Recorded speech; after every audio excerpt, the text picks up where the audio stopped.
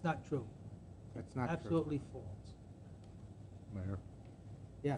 I just wanted to comment on the ordinance, not the, I shouldn't say, well, yes, the ordinance and also the engineer's payment letter for $77,000 that was in need because of the reconstruction of the police range.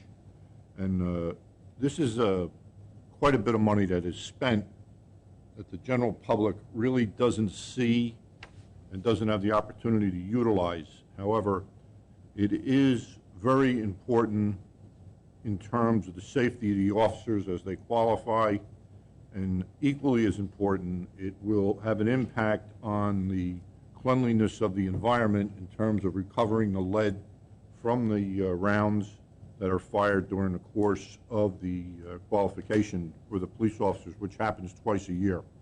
So I wanted to thank my colleagues on the committee, certainly, and the bid committee and the chief of police for bringing this to the committee's attention and having this appropriation made and this money spent. It is truly long overdue, and as I say, will make the range safer both for the officers and environmentally. So This is it's been a long process over a number of years.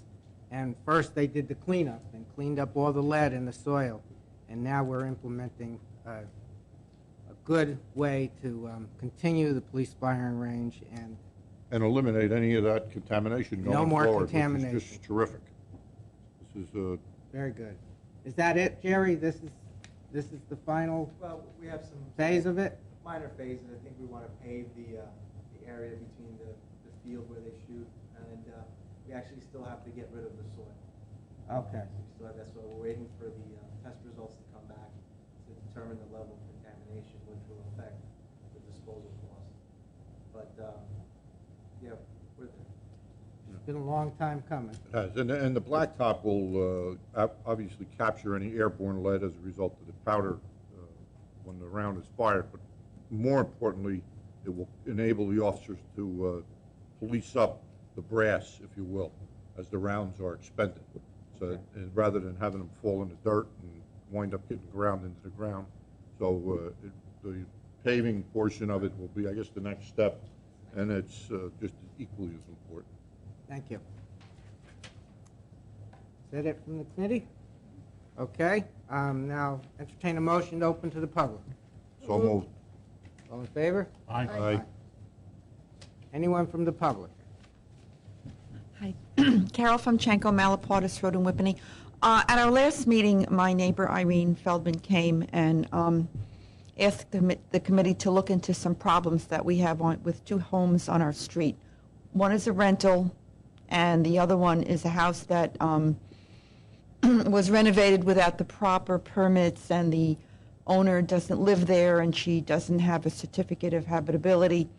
And the department, I guess the zoning department, was going to look into, or the maintenance officer was going to look into it. Is there anything that you can tell me that's being done or has been done at this time? Well, it is under investigation. Still under investigation? I don't know the day-to-day. Because I mean, the 8 gentlemen are still living in that house, and I guess Well, that's considered They stacking. did get noticed, And, and there's an investigation going on. okay. And I don't know if there's anything else to share at this point. Carol, the property maintenance officer, was supposed to go in and do an inspection, I think last week, but I haven't heard anything further. Okay. And on a happier note, I cannot make the next meeting, so I just want to wish everybody a very, very Merry Christmas, a Happy New Year, and Thank you. Thank you. and I'll see you next year. Thank you. Okay, anyone else? Motion to adjourn. Second? All in favor? Aye. Meeting is adjourned. We will be in the conference session. We have a couple more open to the public. We do have. They're here. Okay, and we have a presentation from the Landmark Commission.